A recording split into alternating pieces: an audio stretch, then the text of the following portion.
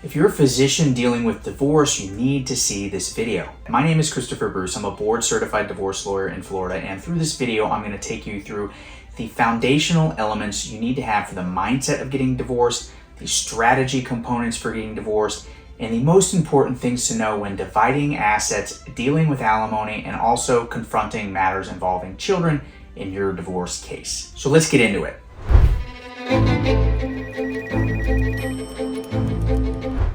The foundational mindset for a physician in a divorce needs to at least involve two things. One is understanding how you need to act, and two is understanding how you need to interact with your attorney.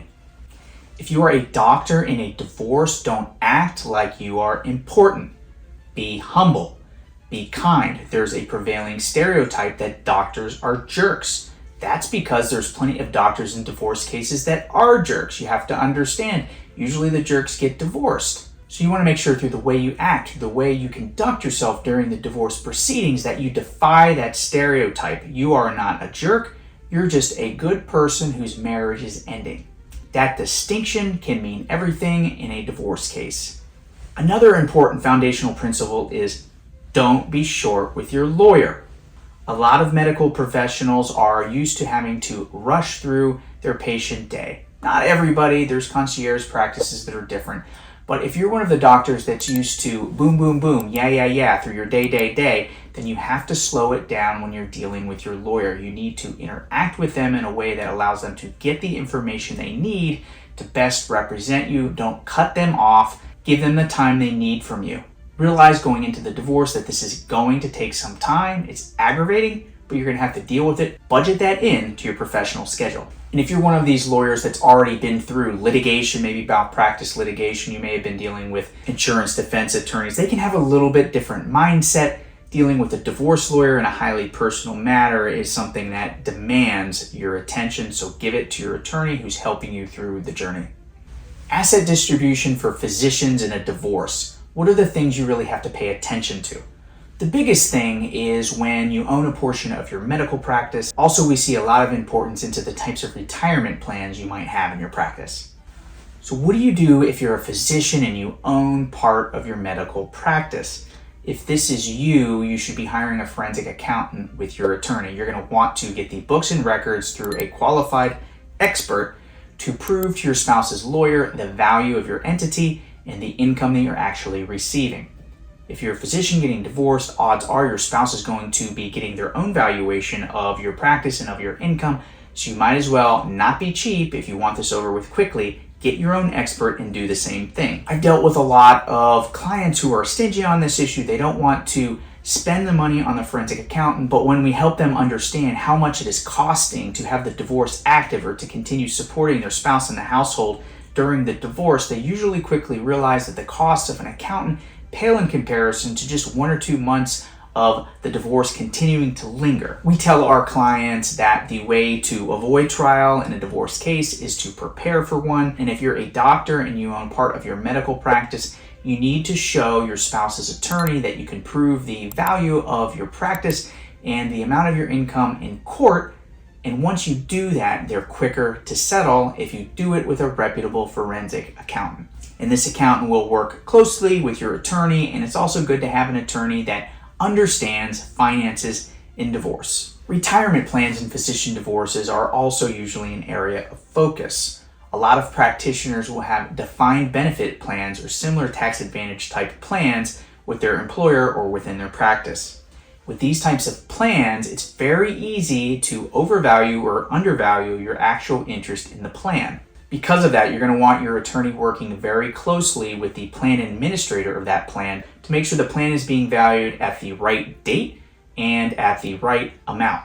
A trap we've seen people fall into is valuing the plan at a date during the divorce case when their interest in that retirement account includes payments for work after the divorce case. Sometimes the contributions to these defined benefit plans are delayed, and if your divorce case has been going on a while, part of the balance in that plan very well could be for work you did after the case was filed.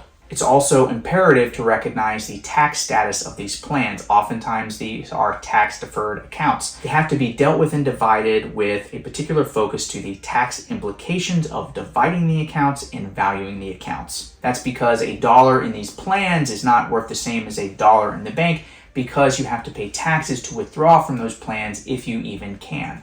The moral of the story for physicians dividing assets in a divorce is it really isn't any different than any other business owner. So typically you're not going to have any special complication just because of your profession. The assets in your case are going to be divided based on the law of your state. In Florida, that's usually an equal division from a starting point. If you own part of a medical practice or own your own practice, check out the resources in the description that deal with explanations for how businesses are treated during the divorce and how they're valued. Otherwise, most divorce lawyers are going to be able to handle your type of situation without too much complication if they're used to dealing with business owners as part of their practice. When you're a physician, alimony is likely to be part of your divorce case, even if you're married to another physician. So let's get into the 7 most important concepts for a physician going through divorce. Tip 1 for physicians in a divorce with alimony. You have to learn about what it is. It's likely to be a big part of your case. Check out the description for a link to our Florida alimony overview. Even if you're outside of Florida, it'll be pretty informative, probably similar to your state. Also, the alimony calculator on our website might put you at ease. It calculates the maximum amount and duration of alimony based on Florida's laws. Again, link in the description. Learn as much as you can. Once you do, you might realize that alimony is not such a big deal in your case. You're probably going to end up paying less than you're paying for your spouse and their expenses during the marriage. Physician's alimony tip number 2, beware of timing with your income. If you know divorce is imminent, you have to be careful about how much you're working. You shouldn't go out and artificially reduce what you're working or quit your job. No, that's not what we're suggesting, but be mindful of the fact that you could be paying alimony in your divorce. And if you are, the courts are often going to look at your income in the period leading up to the divorce. So if you have the option to go and start doing more, to start working extra shifts, to open up that surgery center, to do certain things that might increase your income, it could be wise from a strategy component to wait to do that until after the divorce is over. Otherwise, that extra income might be attributed to you and result in you paying more alimony than you would be paying if you had just waited. Physician's tip for alimony number 3, be mindful of the standard of living during the marriage. The baseline for alimony is what was spent on living expenses during the marriage, and for more than a few physicians we've seen going through divorce, that standard of living is very high. In Florida, at least, there is a maximum amount of alimony that somebody can receive based on the difference between incomes, and a lot of physicians are finding that the amount of alimony they have to pay to their spouse is actually less than their spouse is costing them right now in terms of their living expenses. This could be a good thing in your divorce. Also understand that if the family is going into debt to fund higher living expenses than you can afford, that your spouse's alimony need is going to be based on what you can afford, not a supersized standard of living that is not affordable based on your income. Once our physician clients understand this, they're usually more comfortable about approaching divorce and dealing with the issue of alimony.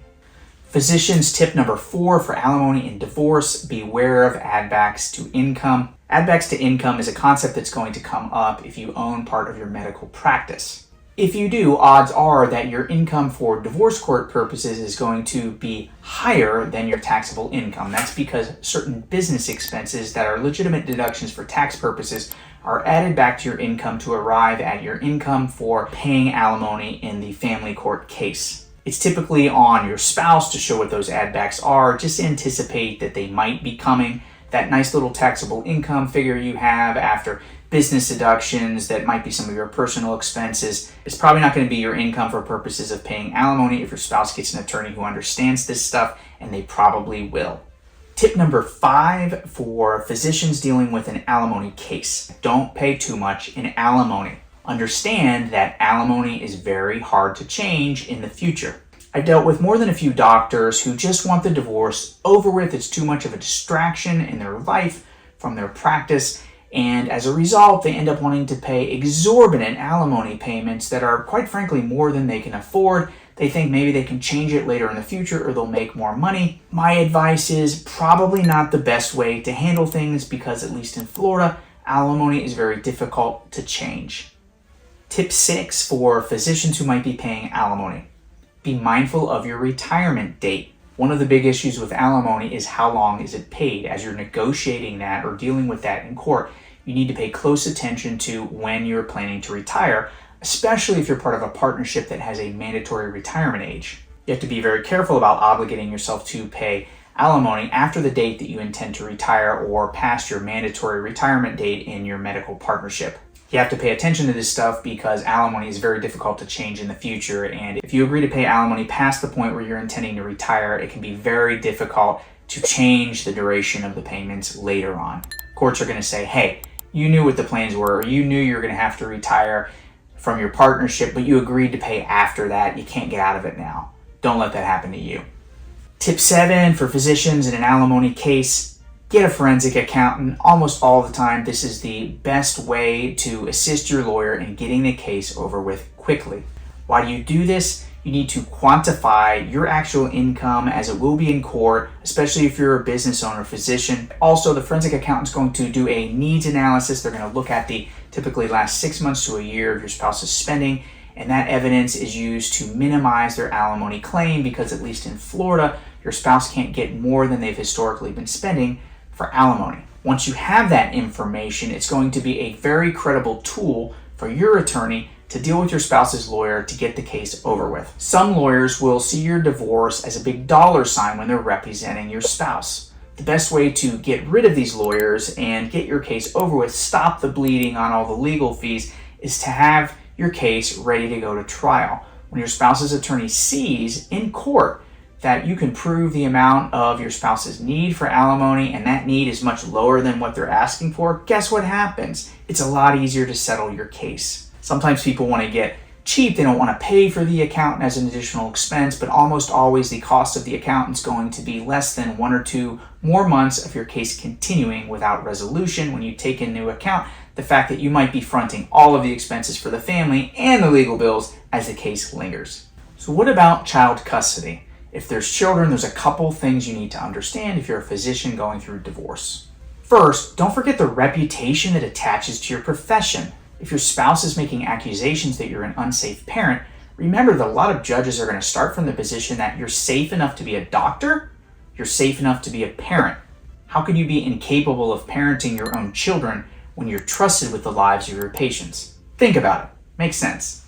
Now look, if your spouse has evidence that you are not a fit parent or that it is better for the children to spend more time with them, the courts are going to look at that stuff, but just understand where you're starting from. Don't be afraid of going into a child custody case if you're a good parent. What can be a big issue in a physician's child custody case is their work schedule. If you have been working long hours and you are thinking that you are going to be getting divorced, it's a good time to really think through whether you should put the divorce on hold and reduce the amount of hours that you're working to a schedule that might make it easier to care for children if your goal in the divorce is to have more time with your children. If you're working 80 hours a week, think about it. There's not enough time to barely take care of yourself. It's going to be hard to justify to a family court judge that you should have your kids half the time, especially if your spouse is working less or is a stay-at-home type spouse. The good thing is if you are working 80 hours and you're having a life epiphany that you might want to get divorced, that over time you can reduce your work schedule and work closer to normal hours, maybe a 50-hour week instead of a 40-hour week, or even get down to a 9-to-5 type schedule. This takes a little bit of time, a little bit of planning, and you should talk to a lawyer if you're planning divorce and thinking about doing this. Point here, though, is if you're contemplating divorce and you want to have your kids a lot of the time, so you might want to contemplate reducing your schedule and allowing some time to go by before you initiate a divorce case. You win with praise. If you're a physician going through a divorce, sometimes you need to avoid being hypercritical of your spouse's parenting. Instead, consider working with your attorney to praise your spouse's good qualities of a parent while highlighting your concerns. Show to the court that there are things you do appreciate in your spouse as a parent to gain credibility and not come across as an arrogant witness, and then you highlight what your concerns are. For many judges, this usually comes across better than you going into court, not saying anything good about your spouse as a parent, and just proceeding to trash their parenting abilities. Child custody can be a very involved topic. If custody is an issue in your divorce case, check out the resources on our website or in our Florida Divorce Law Guide on children's issues. There's a lot to unpack there. It's also, if you have any special considerations, a good idea to talk with a lawyer about your concerns. Otherwise, though, in Florida, especially after the latest law changes, there's a equal presumption of time sharing when it comes to kids, and that's cut down on a lot of the nonsense we were seeing in child custody cases. We were seeing sometimes the physician's spouse using children as a pawn to extract more money and support and property division. That's a lot harder to do now with the new change in the law. What about legal fees in a physician's divorce? If you're getting divorced and you're a physician, you should understand that you might have some liability for paying some of your spouse's legal fees if your income is vastly superior to theirs. Florida's attorney fee shifting laws are a little bit complicated. Check the description for the video that goes over a couple of examples on it. But you should know if you make a lot more money than your spouse, even if you're leaving the marriage with the same amount of assets, you could have some liability for paying some of their legal fees. Just understand that as you're approaching the divorce, possibly count on it happening, and that way you won't be caught off guard on this issue. So we've come to the end of the Physician's Guide for Divorce. If you're a physician contemplating divorce, you should also look at our video for how to divorce a physician. It might give you some ideas as to what your spouse might be told by their lawyer. And between that video and this video and some of our other resources, you'll be in a good spot to start approaching divorce with confidence. I'll touch briefly on some of the resources in the description of this video. We have our alimony calculator, links to our alimony and business valuation pages of the website, which have similar videos like this. Also, we have several different books for people contemplating divorce and a difficult divorce. A great book for you could be The Best Divorce, which approaches divorce for professionals in a manner that allows the divorce to be resolved on fair terms as soon as possible with minimal expense and collateral damage. That's our approach here in the law firm, and we wrote a book about it. If you have time, that's a good read for people who might be contemplating divorce a little bit further out. If you have more of an urgent need to talk to an attorney, or you want to get into a more personalized divorce plan and strategy, we welcome your call. We represent clients in Southeast Florida from Vero Beach south to Miami, a few other select areas in the state. We're constantly growing, so that keeps changing. One of my partners or myself can have a consultation with you, and in a few hours' time, we can give you a personalized plan for how you might approach divorce, including things like timing that can be especially important when you're a physician that might be involved in a divorce case. Thanks for watching. If this has been helpful, please subscribe and share. We'd really appreciate that.